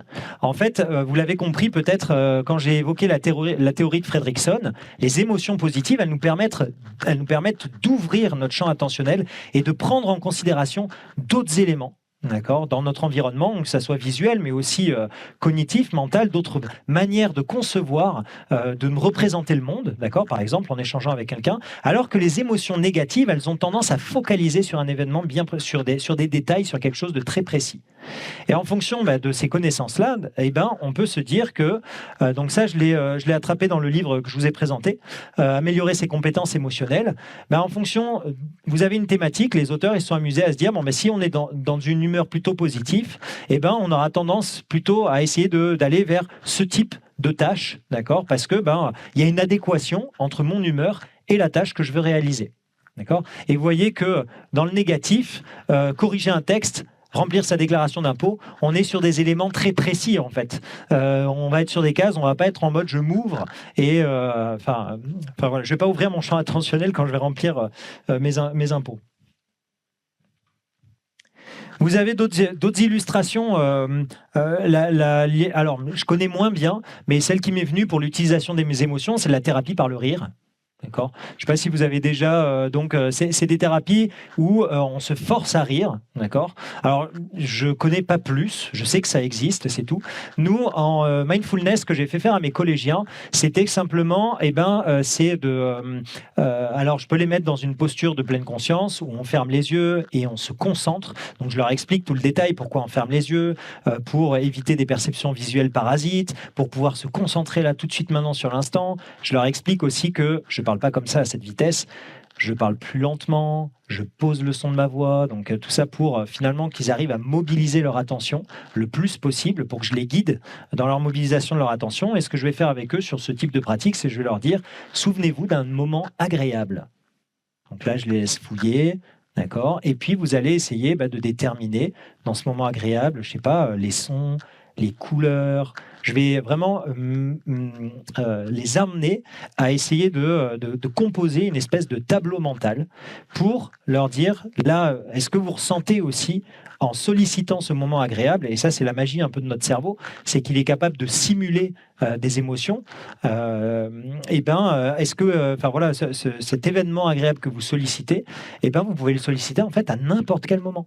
Vous pouvez y revenir, et ça, vous le mettez dans votre boîte à trésors, votre boîte à soleil, donc ça dépend avec qui on travaille, mais avec les collégiens, l'idée c'est de leur dire, scrutez ces moments agréables et vous êtes en capacité de les ressolliciter pour pouvoir potentiellement vous apaiser ou amener une humeur plus agréable que celle que vous êtes en train de vivre. Il y a des activités toutes simples qui sont proposées. Alors dans la version enfant, ils ont fait une version enfant de ce livre.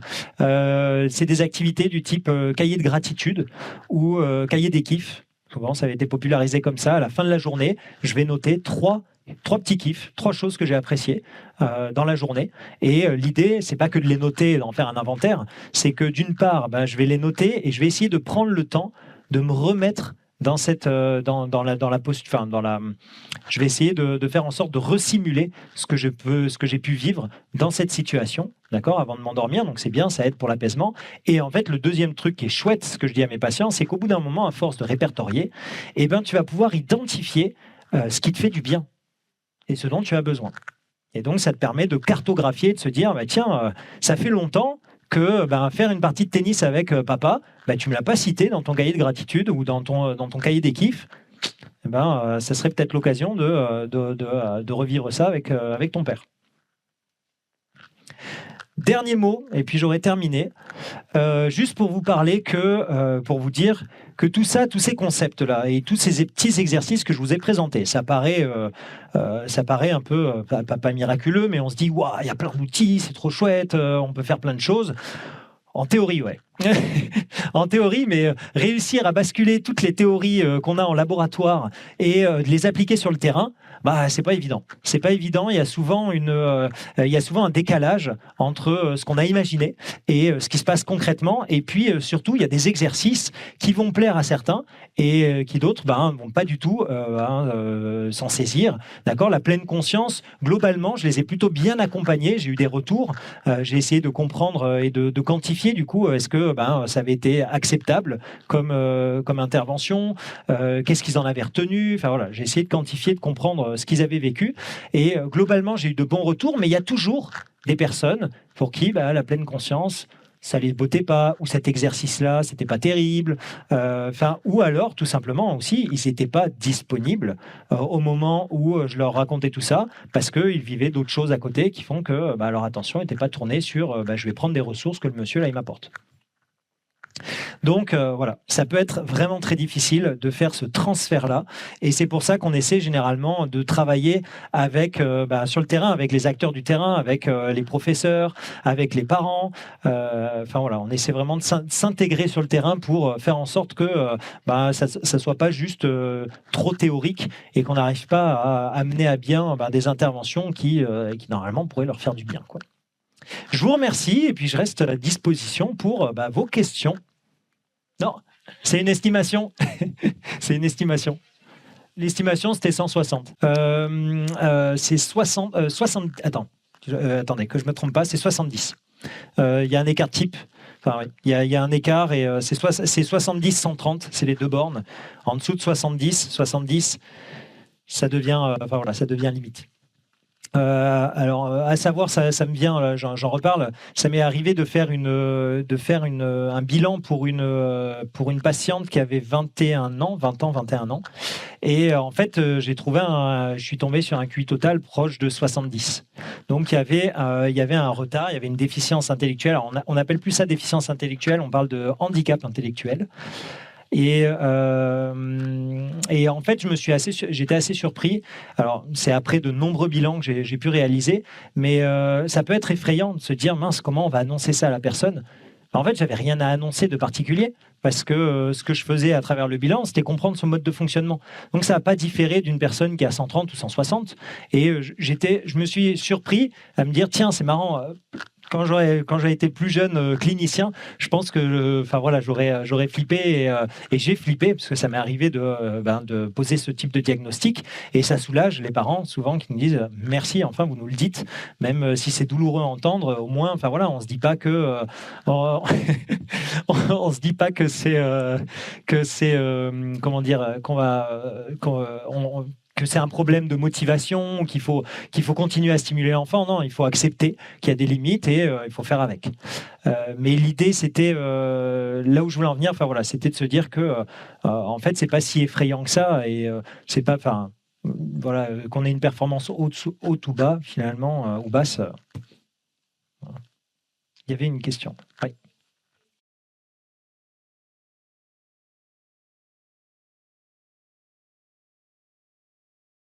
Alors, difficile. Ah, ok, en fonction des générations.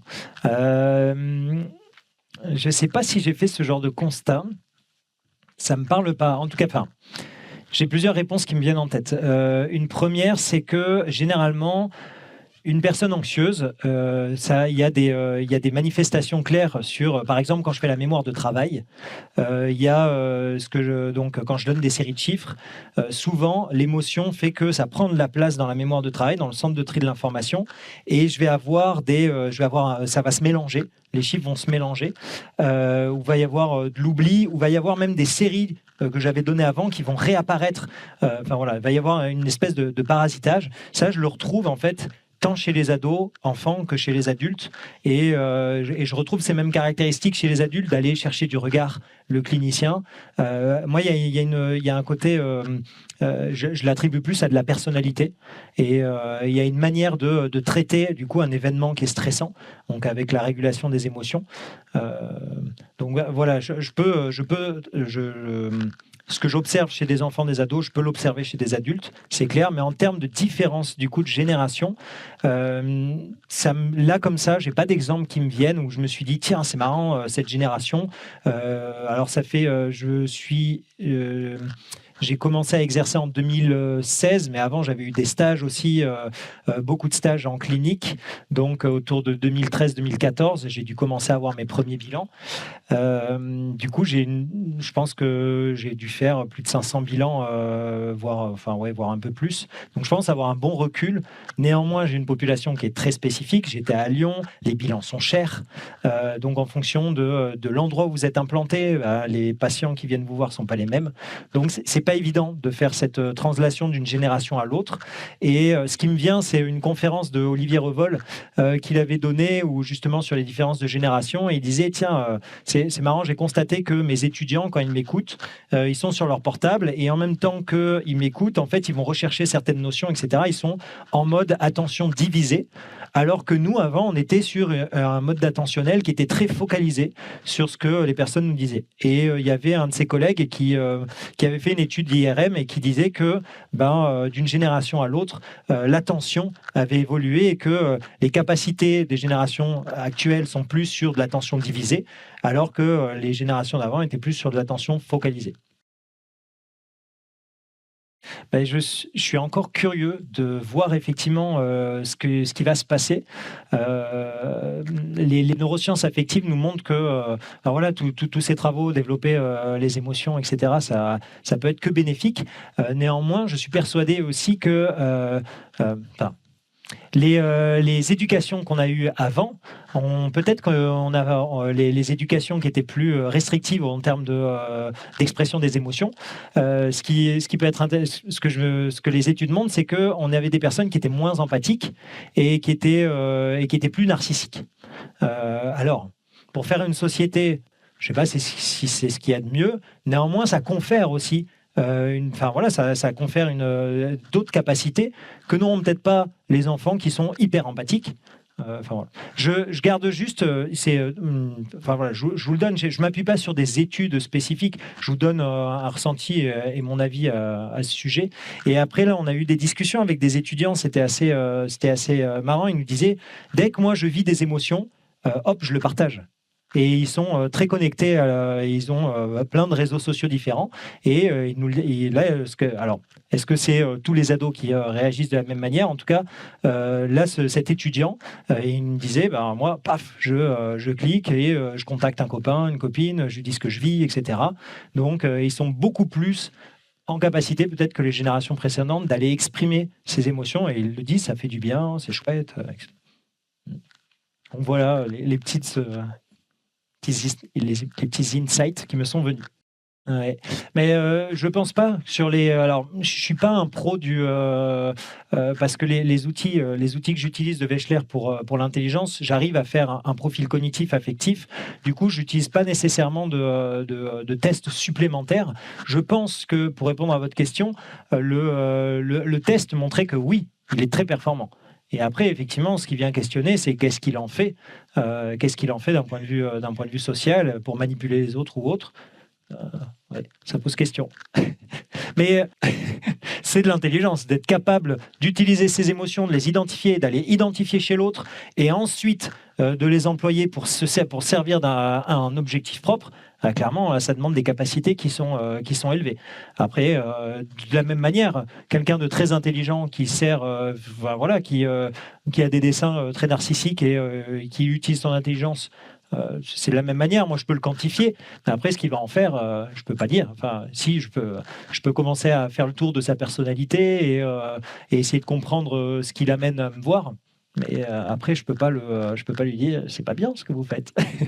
Moi, en tant que psychologue, en plus, on est rarement amené, je dis rarement, à porter un jugement. En fait, on est là surtout pour ouvrir notre porte et tout entendre, tout écouter, et tout est acceptable. Enfin voilà, pour comprendre ce que vit le patient qu'on a en face de nous, quoi. Donc, j'ai souvenir comme ça d'une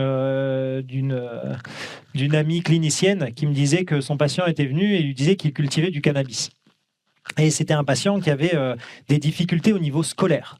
Et en fait, cette amie clinicienne, elle a utilisé ses capacités, parce que c'était des capacités, pour prendre du recul, comprendre comment il faisait, et en fait faire de la métacognition pour qu'il puisse développer des compétences autres que celles de cultiver du cannabis, mais qu'il avait réussi à développer pour pouvoir les transférer sur d'autres activités de la vie quotidienne. Voilà. Donc on peut se servir même d'actes qui sont moralement discutables pour travailler avec notre patient et le faire évoluer. J'espère que j'ai choqué personne. Oui. Alors, j'ai été formé, donc généralement les formations de méditation de pleine conscience, il y a une nécessité d'avoir lu un bouquin. Souvent. Par exemple, le programme MBSR, MBCT. Donc, il y a différents types de programmes qui existent et qui ont été validés. On te demande de lire un bouquin et on te demande ensuite de suivre toi-même un programme, donc de le vivre. Et ensuite, tu peux faire des formations pour devenir instructrice, instructeur, etc. Moi, je ne suis pas allé jusque-là. Je me suis formé, donc j'ai vécu un programme MBCT, donc je ne rentre pas dans les détails, mais c'est un programme particulier, donc à le vivre, à le voir faire passer, et j'ai été formé sur un programme pour les enfants et les ados. Voilà. Et après, j'ai beaucoup étudié sur le sujet et je me suis inquiété au début de ma thèse parce que je me suis demandé si mes interventions allaient être efficaces auprès des adolescents si j'avais pas suivi le haut niveau des instructeurs. Et en fait, à force de lire des publications sur le sujet, en fait, le fait que l'instructeur soit bien formé, c'est important, mais c'est pas nécessairement le paramètre qui fait que les pratiques sont efficaces. Voilà. D'ailleurs, je m'amuse, j'ai un cours avec les licences 2 où on travaille sur la résilience et la mindfulness, donc je les fais méditer et je leur demande de me dire combien de fois je médite par jour, qu'ils me fassent une estimation comme ça. Et en fait, je médite très rarement de manière... il y a deux formes de méditation. Il y a une méditation qui est formelle où en gros on s'assoit et on dédie un temps spécifique pour entraîner son attention. Et il y a des méditations informelles du type je me brosse les dents et là, pour éviter d'être dans un automatisme et de partir dans mes pensées, je vais essayer de réhabiter le moment présent, là, tout de suite maintenant, et de faire attention au frottement que je ressens sur mes gencives, à l'état de mes pensées, etc. Je vais essayer de me reconnecter à l'instant présent, plutôt que d'être en mode automatique. Du coup, moi, je suis plus en mode méditation informelle. Je fais très peu de méditation formelle, mais je suis assez étonné aussi de voir que quand je leur demande et quand je leur propose des méditations formelles, en fait, je me sens en capacité de les accompagner et les retours que j'ai sont plutôt positifs. Je reste vigilant, mais j'ai l'impression que ça ne me dérange pas plus que ça de ne pas avoir fait un niveau ou d'expérimenter la méditation très régulièrement de manière formelle. Voilà. Alors, c'est toujours délicat. Est-ce qu'il y a des émotions qu'on a dans notre culture qu'on n'a pas dans d'autres cultures? En fait, ce qui est compliqué, c'est que comment on va faire pour mesurer l'émotion?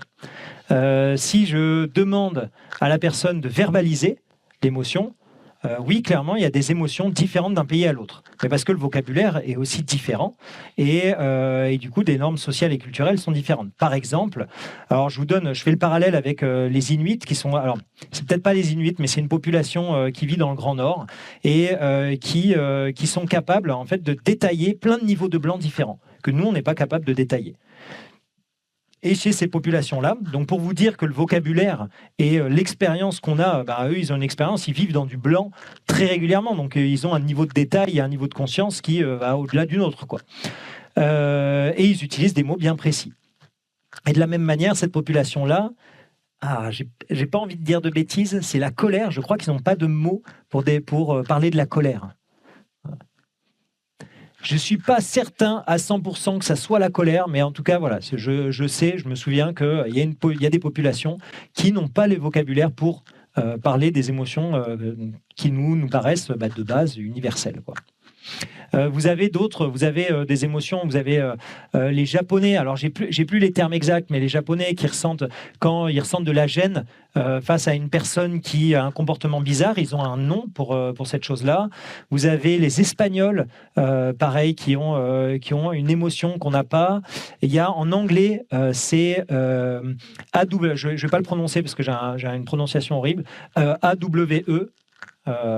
Et ça, nous, on le traduit comme de l'émerveillement, mais c'est plus complexe que de l'émerveillement. Enfin, voilà. Donc, en fonction de comment on demande, si je fais une mesure physiologique du type, je mets un casque, je fais un électroencéphalogramme sur la personne pour essayer de déterminer l'émotion qu'il ressent. On peut essayer de stéréotyper, je sais pas si ça se dit, mais bref, on va caricaturaliser, stéréotypiser. Je sais pas, je fais des néologismes, c'est pas grave, c'est la fin de la conférence, vous m'avez compris, je pense que c'est l'essentiel. L'information, et pour essayer de se dire, là, il y a un prototype de colère dans cette population qu'il y a là-bas. Mais pareil, si je fais une analyse faciale du visage, peut-être que je vais réussir à extraire un prototype émotionnel, mais qu'il va y avoir des nuances quand même que je peux percevoir. Il y a plein de méthodes en fait qui existent. Il y a Paul Ekman qui a créé une cartographie du visage. Il appelle ça le facial action fax coding system, où en gros il s'est dit tiens, la levée du sourcil c'est AU11, il a tout cartographié le visage, et en fonction des émotions qui sont ressenties, il pouvait se dire tiens, là normalement il y a AU11 qui est en train de s'activer, c'est normalement de la joie. Et pareil, c'est des techniques qui sont hyper intéressantes, mais ce dont on se rend compte, c'est qu'on est sur on est sur un stéréotype émotionnel et on n'a pas toutes les nuances à l'intérieur qui peuvent varier d'une culture à une autre. Vous avez une théorie comme ça qui s'appelle la théorie dialectale.